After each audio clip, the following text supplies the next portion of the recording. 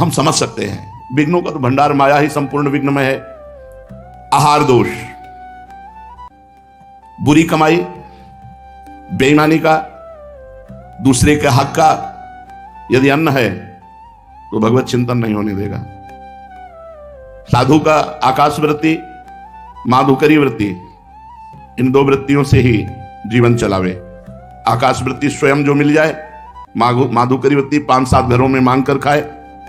गृहस्थ सच्ची कमाई का, पवित्र धन का, पवित्र अन्न रांध कर भगवान को भोग लगाकर प्रसाद रूप में पाए तो आहार दोष से मुक्त हो जाएगा। आहार दोष ये भक्ति का प्रथम दोष है जो भजन नहीं होने देगा। प्याज लहसुन, जिस रसोई में मांस रांधा गया हो उस रसोई का बना हुआ अन्न अगर एक बार पात्रों में मांस रांध दिया गया है और उसी में खीर पूड़ी रोटी दाल बना के आपको दी जाए तो जो मांस खाने से बुद्धि अपवित्र होगी वही उस पात्र के रांधे हुए अन्न के खाने से बुद्धि अपवित्र हो जाएगी।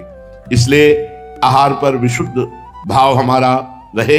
हम ऐसा आहार तैयार करें जो भगवान को भोग लगा सकें और प्रभु को भोग लगाने के बाद उसे पावे। दूसरा, शरीर का अस्वस्थ रहना। यदि हम व्यायाम नहीं करेंगे, कुछ देर आसनों पर नहीं बैठेंगे, प्राणवायु शुद्ध नहीं रखेंगे तो अन्न खा रहे हैं, हमारा शरीर दोषयुक्त हो जाएगा। गैस, ब्लड प्रेशर, शुगर, ये साधारण सी बीमारियां असाधारण रूप धारण कर लेंगी। आपसे सच्ची कहते हैं, यदि आप 1 घंटे पद्मासन और सिद्धासन में बैठने का अभ्यास करें और 20 मिनट प्राणायाम करें, कोई रोग नहीं होगा। ब्लड प्रेशर, शुगर, कुछ नहीं।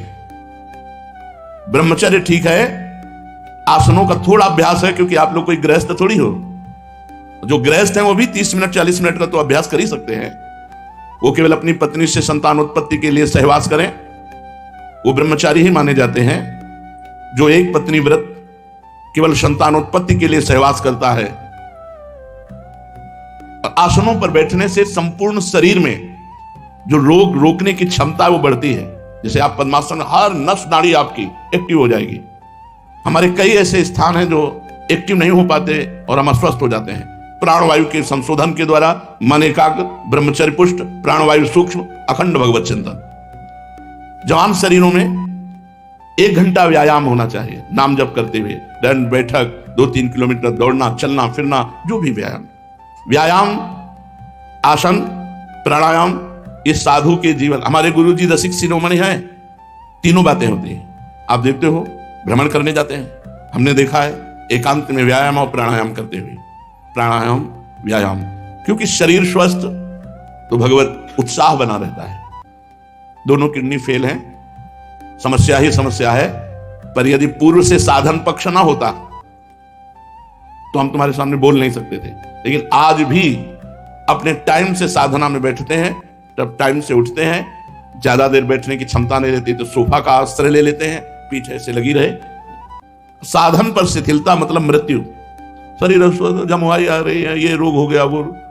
हर रोग को शासन में लेने के लिए आसन और प्राणायाम है। आप करके देख लो, हर रोग को शासन में। जब आपका कफ ठीक हो जाएगा और पित्त ठीक हो जाएगा और वायु ठीक हो जाएगी तो आपका शरीर फूल जैसा हो जाएगा, स्वस्थ हो जाएगा। बिगड़ता यही 3 है और तीनों को शासन में लेने के लिए पर्याप्त है आसन और प्राणायाम। कौन करता है? तो कितना आपके अंदर चिंतन चलता है, धुआंधार चिंतन चलता है। जिस समय आपकी प्राणवायु सूक्ष्म होगी, एक श्वास में 10-10 बार नाम, 20-20 नाम। जरूर अस्वस्थता शरीर में ना आने पाए। ये शरीर यदि स्वस्थ है, बहुत बढ़िया भजन, भजनानंदी के लिए, नहीं भोगी पुरुष के लिए तो भोगों में उतर जाएगा। साधक को चाहिए, मान लो हमारी बात, व्यायाम जरूर करो, 20-30 मिनट ही व्यायाम करो और 10-20 मिनट प्राणायाम करो, जरूर करो। मान लो, नाम राधा राधा रटते हुए प्राणवायु का संशोधन, आप तेजस्वी रहेंगे। भगवान के कार्य में स्थित है, इसलिए मुख में प्रसन्नता और तेज विराजमान होता है। साधु ढकी हुई राख में जैसे अग्नि, ऐसा होता है। अगर आप आसन, प्राणायाम, व्यायाम ये सब नहीं करते तो आप कुछ भी खाइए, आपका स्वप्न दोष होगा, आप गलत विचार वाले होंगे, आपके अंदर प्रमाद होगा। कुछ दिनों में शरीर गैस आदि रोगों से युक्त हो जाएगा। गैस बनती है, हमें ये पर गैस वैस। आसन में बैठो, हाँ 2 घंटे पद्मासन में बैठो, देखो अगर कपार से लेकर तुम्हारे नाखून तक पसीना ना जाए तो हमें बता देना। हर नस नाड़ी एक्टिव हो जाएगी। जो नियम दिया गया है, जो पाठ दिया गया है, वो यथा समय, अगर आप गृहस्थ हैं, नियम पूर्वक समय में नहीं कर सकते तो जब समय मिले तब अपने नियमों का पालन करें, आलस्य न करें। आज की सेवा को, आज के जप को, आज के पाठ को कल के ऊपर न छोड़े। पता नहीं कल जिए कि ना जिए, तो आज गुरु जी ने जो नियम दिया है उसे हम जल्दी उठें और उठ करके अपने नियम को पूरा करें। प्रयत्न पूर्वक भजन कीजिए, फिर लाडली जी की कृपा से सब हो जाएगा। भजन न करो, मनमानी आचरण करो और तुम निकुंज जाओ, वैकुंठ से विमान तुम्हारे लिए आ जाएगा, तो भगवान सबके दुश्मन है क्या? भगवान के प्यारे हैं, लेकिन जो भगवान को प्यार करता है उसी के लिए विमान आता है, वही वैकुंठ जाता है, वही गोलोक जाता है, वही साकेत जाता है, वही निकुंज जाता है। भजन के बिना तुम्हारे भरोसे को हम नहीं मानते, भरोसा हो ही नहीं सकता। जिसका भरोसा और आश्रय होता है उसकी स्मृति हर समय होती है। ये प्रमाद कोई न कर ले, भजन छोड़ करके और हम बैठे हैं हमारा काम हो जाएगा, बिल्कुल प्रमाद स्थिति है, दुर्गति होगी। हर समय नाम जप, भजन और फिर भरोसा, भगवान का भरोसा। संशय ना भगवान में ना अपनी साधना में। असंयम, जो आप नियम से चल रहे हैं उसमें व्यवधान नहीं होना चाहिए, असंयम नहीं आना चाहिए। असहिष्णुता, थोड़ी सी बात में प्रत्युत्तर में दुखी हो जाना, जरा सा बात बोला नाक पे गुस्सा, सहनशीलता ना होना, ये भक्ति का बहुत बड़ा दोष है। और अपवित्र रहना, झूठे मुंह रहना, लघु शंका संभाल के करो, वस्त्रों में न गिरने पावे। और मूत्रेंद्री को जल से प्रक्षालन करो, फिर हाथ धो, फिर 3 बार आचमन करो। पवित्र रहो, शौचालय में जाओ वही वस्त्र पहन के जाओ जिसको प्रक्षालित धो सकते हो, जितना धो सकते हो उतने वस्त्र पहनो, व्यवस्था है शौचालय की। अब पवित्र, लघु शंका, शौच आदि की पवित्रता, और झूठे मुंह के कुछ भी मुंह में डाल के चबाने लगे नहीं। चरणामृत और भगवत प्रसाद इससे झूठा नहीं माना जाता। चरणामृत पी लिया तो आचमन की जरूरत नहीं, भगवान के प्रसाद का किनका ले लिया तो आचमन की जरूरत नहीं, मंत्र जप सकते हो। हर समय पवित्र रहना चाहिए, अपवित्रता भक्ति का दोष है। किसी से घृणा मत करो, सब में परमात्मा विराजमान है, घोर पापी में भी भगवान की भावना करो। घृणा मत किसी से करो, इसका मतलब संग नहीं करना, संग नहीं करना पर घृणा भी नहीं करना। कोई रोगी देख करके या कोई भोगी देख करके घृणा नहीं करना। घृणा शब्द साधु के हृदय में नहीं होती, भक्त के हृदय में नहीं होती। द्वेष किसी से मत करो, निर्दयता हृदय में नहीं होनी चाहिए, दुराग्रह नहीं होनी चाहिए मैं ऐसा करूंगा ही नहीं। जैसी भगवान की चल रहे हैं तो इधर उधर बैठे हैं तो दांत में कपड़ा चबा रहे हैं या तिनका चबा रहे हैं या बात कर रहे हैं, मतलब रास्ते में चल रहे हैं हंसी मजाक नहीं, गंभीरता होनी चाहिए।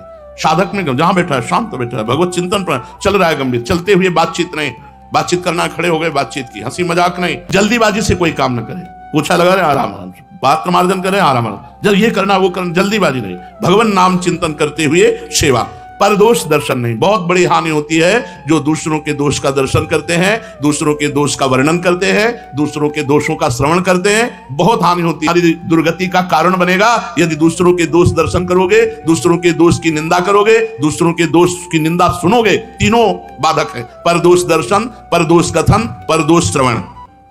अधिक से अधिक दूसरों की सेवा करने की प्रवृत्ति रखे। साधक कोई मनोरंजन न करे कि अब सेवा हो गई और अपने कमरे में गए हो, स्मार्ट मोबाइल है, जो मन आया सो देखा, मनोरंजन किया, कदापि नहीं। उतने 10 मिनट 20 मिनट में 24 घंटा के भजन पर पानी फेर देगा मोबाइल। कुसंग ना होने पावे, जो भगवत विमुख जन शराब पीते हैं, मांस खाते हैं, नाना प्रकार के कुविचारों से युक्त हैं, ऐसे लोगों का संग ना होने पावे। साधना के प्रतिकूल कभी कोई क्रिया ना होने पावे, अनावश्यक कोई साहित्य ना पढ़िए, गुरुजनों का कभी तिरस्कार ना होने पावे और सदैव भगवत चिंतन में बना रहे।